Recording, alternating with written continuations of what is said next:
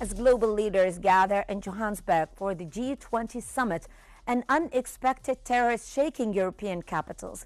Europe's top leaders have already moved into urgent coordination mode, confronting what may be the most consequential crossroads of the Ukraine war. According to Reuters, a US-backed 28-point peace roadmap for Ukraine has circulated quietly behind closed doors. The same reporting, citing two people familiar with the talks, indicates that Washington has gone even further, warning Kiev that intelligence sharing and parts of its military support may be reduced unless Ukraine signs a framework agreement by next Thursday, November 27th.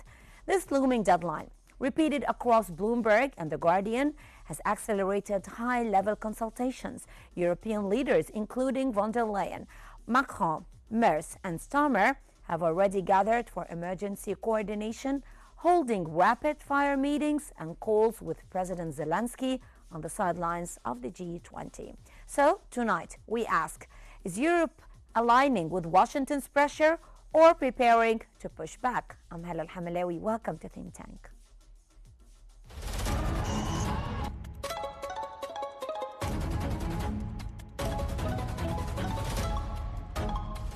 Our world is becoming unhinged.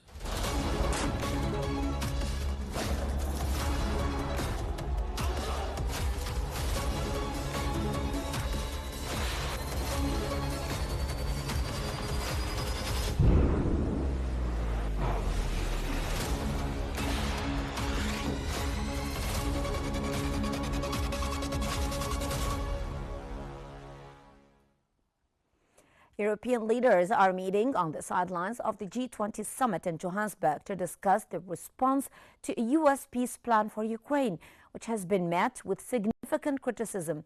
According to the New York Times, the 28-point U.S. proposal demands major concessions from Ukraine, including territorial losses and military restrictions, which Ukrainian President Volodymyr Zelensky has largely rejected. European leaders emphasized that peace negotiations must involve Ukraine directly, opposing any deal about Ukraine without Ukraine. They are under pressure to provide ongoing military and economic support to Ukraine as they view Ukraine's struggle against Russia as crucial to Europe's future. The discussions aim to explore alternatives that bolster Ukraine's position while maintaining sanctions on Russia and reinforcing support against Russia.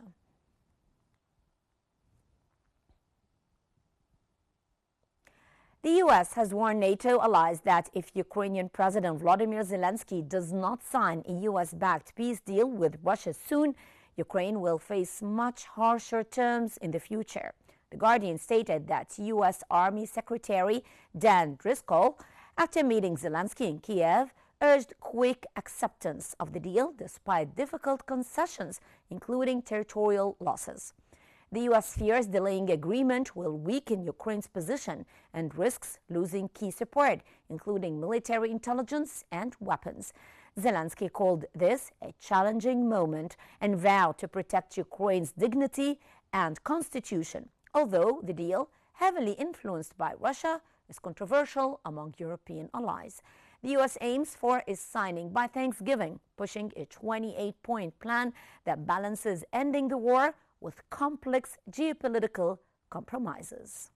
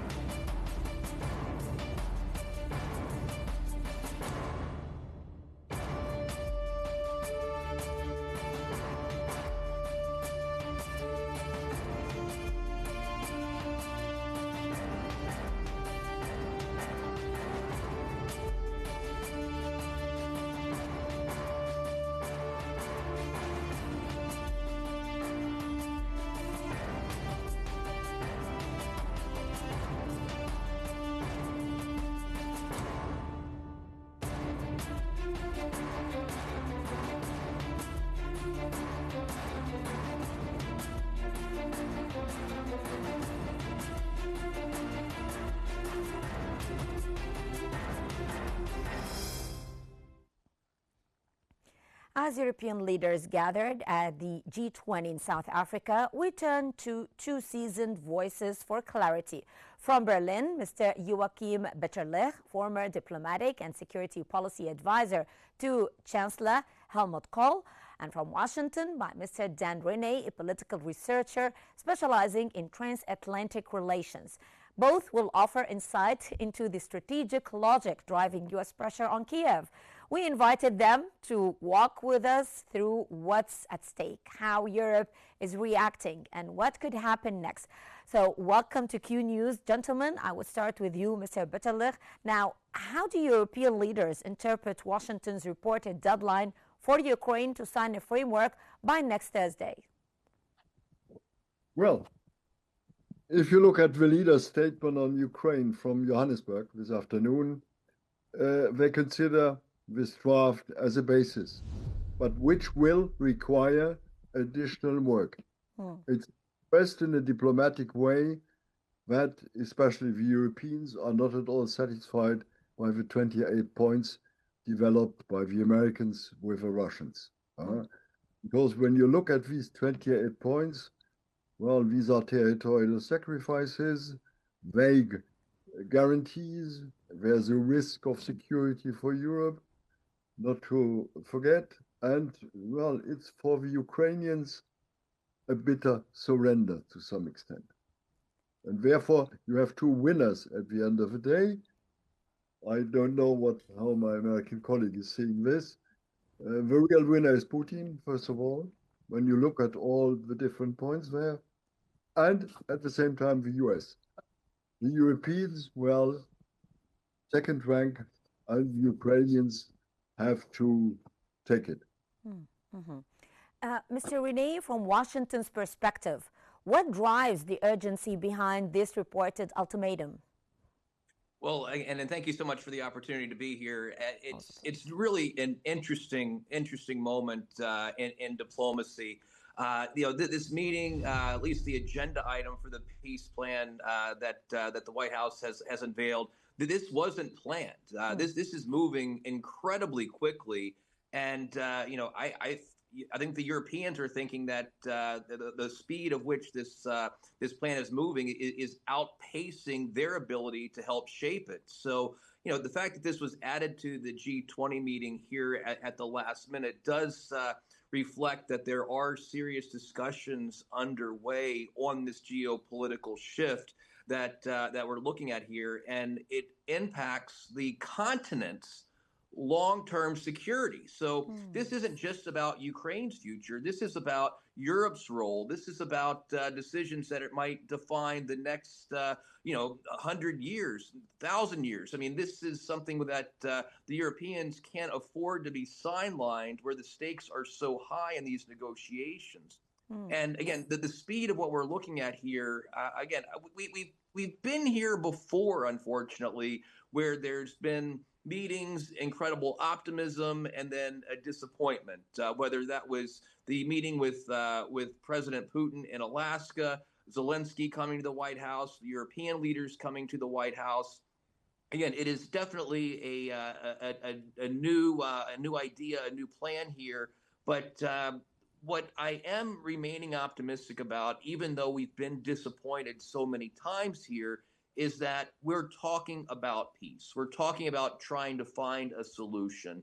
And, I think an imperfect solution, or at least discussions about it, are far better than accepting this indefinite war that we've seen for so long. Yes, so, but again, this I think accelerated development, Mr. Rene, was really surprising, right?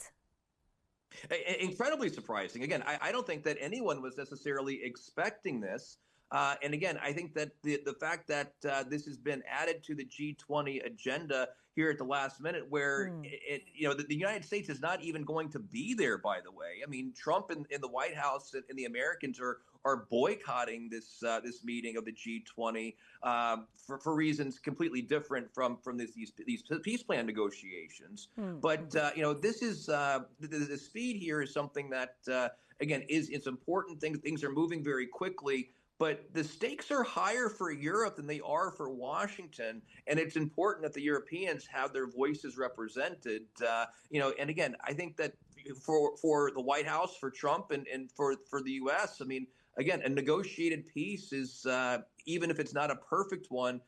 Is the right discussion to be having, and if it leads towards the end of the war, all the better. Again, I don't think that there's going to be a blanket acceptance of this plan, but let's talk about it. Let's find a pathway forward where we can have something that both Russia and Ukraine can agree to. Because again, Europe can't make the decision. The United States can't make the decision. The only people who can are Ukraine and Russia.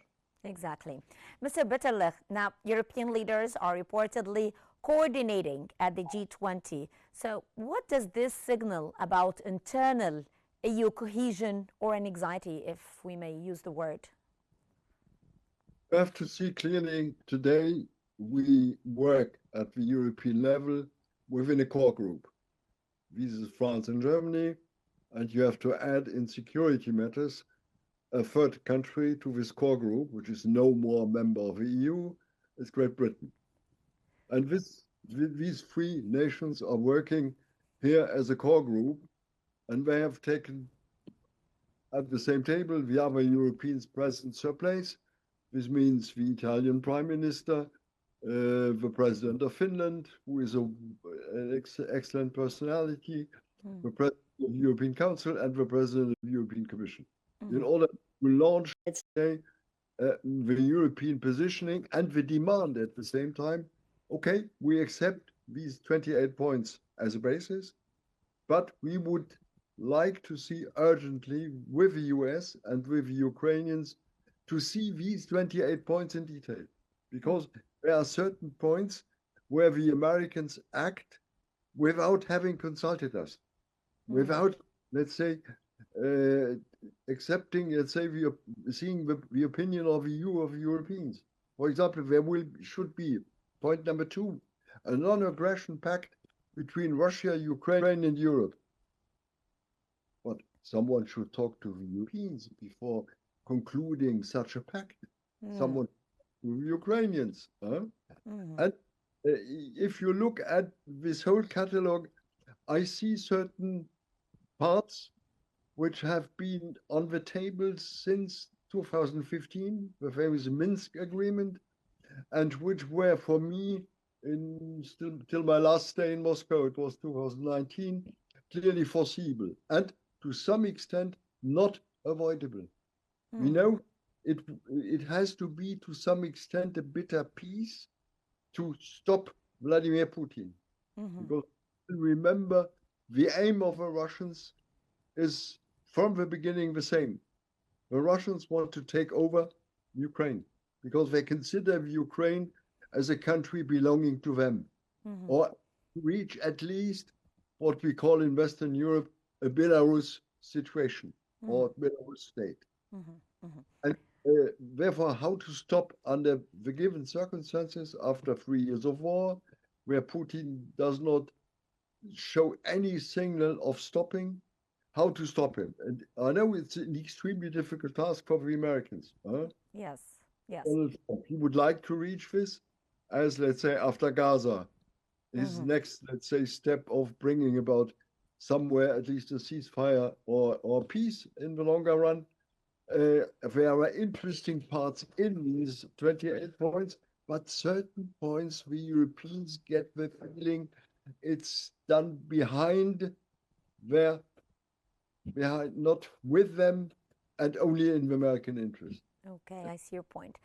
Mr. Rene, Reuters cites anonymous sources about threats to reduce intelligence and arms. How plausible is such a move politically inside Washington? How does Washington view this move? It's definitely a concern, and it's definitely something that the diplomats and leaders are going to have to pay very careful attention to.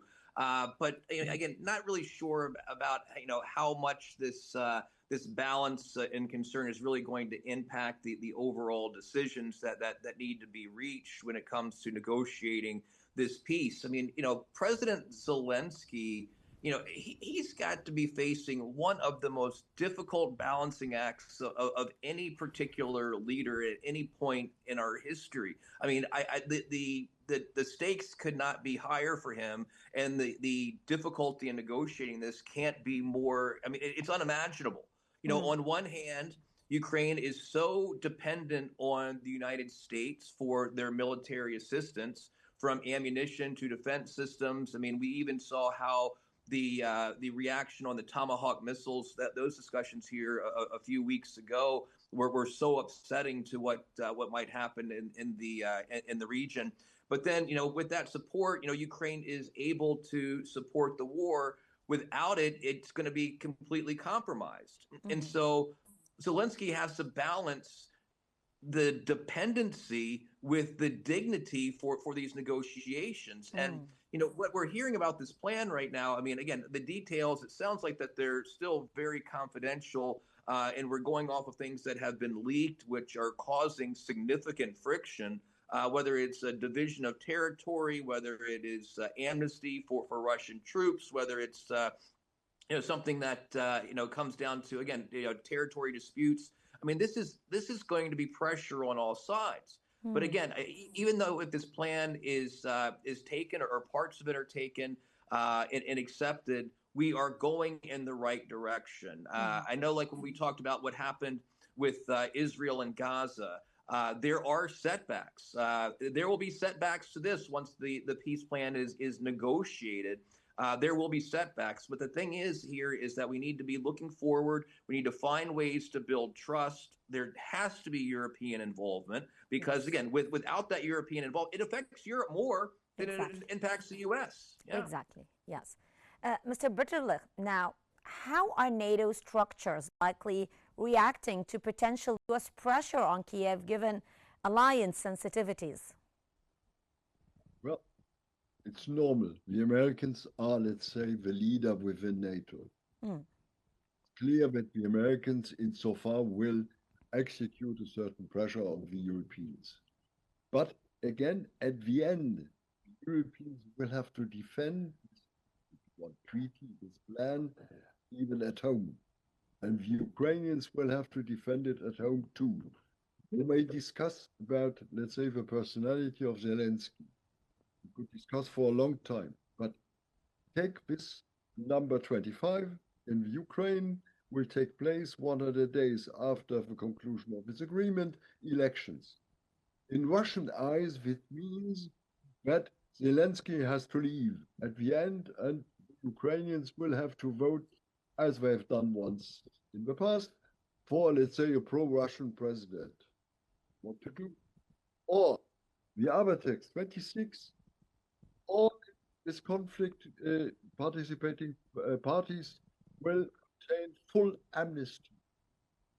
You know that there is a mandate against Putin from the International Criminal Council. But how to sell this to people that the Russians have been the aggressive side, have been attacking Ukraine with their conviction, okay? But attacking, and suddenly no one, let's say, is punishing them anymore insofar. Besides, let's say, $100 billion we could use for the reconstruction of Ukraine. For the rest, the Russians are, let's say, at the end of the day, the winners. I understand the Americans, because they see the situation as it is for the moment. They see the occupation of the Crimea. It's clear for me, this has been a loss from the beginning, since 2014. And but the whole east of the Ukraine, let's say this 20% of the territory, which has been, let's say, the hardcore of the Soviet armament industry in the past, totally destroyed area. And the Russians take it as it is. And it's difficult to explain to Ukrainians who would like to stop the war. Yes. I get voices from Ukraine that they are tired by this war. Yes. Mr. Rene, Do you think that the United States officials view this pressure campaign as leverage or as a last-minute corrective to a stalled war strategy? We're approaching almost 4 years of the war now. You know, I don't think that's an either or. I think it's probably a combination of both of those things. You know, the way I see it is this is a moment in a test of Western unity, and I'm betting that that Putin is looking at that in a very similar way. You know, if we're going to start seeing diverging interests and diverging political pressures, you know, with Europe worried about its own security, the U.S. trying to end the conflict on its own timetable, and Ukraine just trying to survive and protect its future, you know, those are all diverging interests that certainly that Putin can exploit for his own benefit. And if I'm Putin, I'm probably thinking that if I can just wait out this long enough, there's going to be a lot of pressure and there's going to be fractures into this, and he's going to have an opportunity to exploit this moment. So if we emerge from this G20 meeting, even without necessarily an agreement on the specifics of the peace plan, but at least a pathway, at least something where we can still stay unified, and refuse to acknowledge those cracks that would just be natural to form anyway, we can hopefully shape the next phase of this conflict into something that can focus on the pathway to peace. Again, Russia's got to be watching this with extreme interest and likely with a sense of opportunity. The West is tired. The United States is tired of funding this and the meetings that have gone back and forth. I mean, we definitely want to see a pathway to peace, but you know, the Kremlin is just looking for its opportunity to maintain superiority on the battlefield. And if the U.S. and Europe can't agree, if the U.S., Europe, and Ukraine can't agree, then Russia will continue to push for terms that are favorable to itself, or just try to find a way to win them on the battlefield. Of course. Mr. Bitterlich, what risks do European leaders see if Kiev is pushed into signing too quickly? Well, the Europeans see, let's call it a limping agreement to a large extent, where most sacrifices are on the Ukrainian side, not on any other side. And when you look at what our American friends have been writing down there, it's, let's say, settling the security of, let's say, the remaining Ukraine. But, the Europeans have got about this, let's say, more and more doubts whether the Americans are still, let's say, the reliable partner. Let's look at this objectively. It's not for me, let's say, a subject of negotiation. It has to be done behind the curtains. Yeah, I hope very much that these 28 points may become, let's say, the real basics, could become at the end a basic line of an agreement for ceasefire at least, and then for beginning, let's say, to enter into a second step. I see there are positive ideas in this peace plan, yes. It's a bit, seems to me, a bit done in order to get the Russians on board, more than anything else, more even than the Ukrainians. But Ukraine is in a certain internal crisis at the same time. I think, well, Thanksgiving is always, let's say, in the US, let's say, a special day. Donald Trump idea to get all of them on board for Thanksgiving, well, I respect very much. And the most important is at the same time, the Ukrainian population is suffering more and more. I don't speak of those who are, let's say, finding, let's say, their profit in these fights of the last 3 years. Yes. Well, But apparently, the population, and they are suffering, yes. and they fear the next winter, because the Russians are attacking in a permanent way, either directly the population or, let's say, the electricity grid and the electricity work in the Ukraine to get a cold winter there. Yes, And well, yes, Yes, apparently you both agree that what's going on is to hurry up. Yes. Yes, everyone sees it as a positive step, regardless of the details of the plan. But the question is, Mr. Rene, is Congress unified or divided on the idea of conditioning support to Ukraine? I don't think that there could be unification in Congress, unified on just about anything. About in the anything. United States, they can't even keep the government open. Again, and I don't mean to be sarcastic about that. But what I think that we need to look at here, and where I do think that where we can find some agreement here, is to resist the temptation to prioritize speed over the substance of what's happening here. This isn't just about the details of the plan today. It's about preventing the next war tomorrow.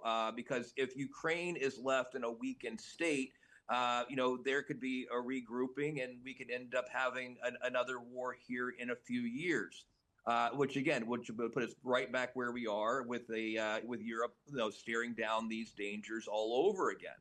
So, I mean, we've got this situation that with this conversation that's happening at the G20. I mean, I do hope that it continues to focus on peace, but not necessarily sacrificing that for speed, because these conversations can be as much about preventing the current war and solving that. But you have to be strategic about this and find out, how are we going to prevent the next one? Because again, if there is a solution here and a pathway to peace that leaves Ukraine too weak, or Europe weakened in this, it's just going to empower Russia to come back again later. So this peace plan, this discussion has to be something that is durable and lasting, and something that is rooted in protecting the sovereignty of everyone involved. It can't just be a rush here. So again, speed is important. The unification of the allies, whether it's Congress, the president, the Europeans, that's something that's going to still be maintained under stress. It's going to take a lot to keep these folks unified. But if we can look and keep our eyes on the prize of preventing the next war and ending this one at the same time, again, these are the exact right discussions we have. Mr. Bitterlich, we're running out of time, so I want a brief answer to this question, please. Could Europe present an alternative pathway to the US-backed roadmap at the G20? I think it would be possible. But let's say, using the American 28 points as the basis for negotiation. Some would like it different, but I think the Europeans would like to enter now into, let's say, a debate with American friends, how to improve these parts to get it acceptable for the Europeans, and at the end of the day, for the Ukrainians. Okay. Mr. Rene, briefly, how is the U.S. assessing Zelensky's willingness or resistance to any territorial concession implied in the draft plan? Yeah, it goes back to that balance of the dignity versus the dependence. And remember the very tense meeting that Zelensky had in the Oval Office here, several months ago. He has to be focused on peace. He has to be focused on trying to find this pathway versus just trying to breathe more life into the fight. Putin has to do the exact same thing. And so, again, we have to get these leaders to the point where they're both focused on a lasting peace and not continuing the conflict. Again, that's difficult when we are talking about concessions, but concessions have to come from all sides, and it has to be something that, again, creates peace and prevents further conflict. We'll just have to wait and see. But for now, I'd like to thank you so much. Mr. Joachim Bitterlich from Berlin, thank you so much. And Mr. Dan Rene from Washington, thank you so much. Thank you, gentlemen, for your in-depth insights on this fast-moving and consequential moment in global diplomacy. And as the G20 gathers and deadlines tighten, Europe and Washington confront a crossroads in the Ukraine war. We will follow every development, and we will, of course, be updating you on the latest developments. But that brings us to the end of today's episode of Think Tank, which always unveils the complexities of our changing world. I'm Hela Al-Hamlawi. Thank you so much for watching. News.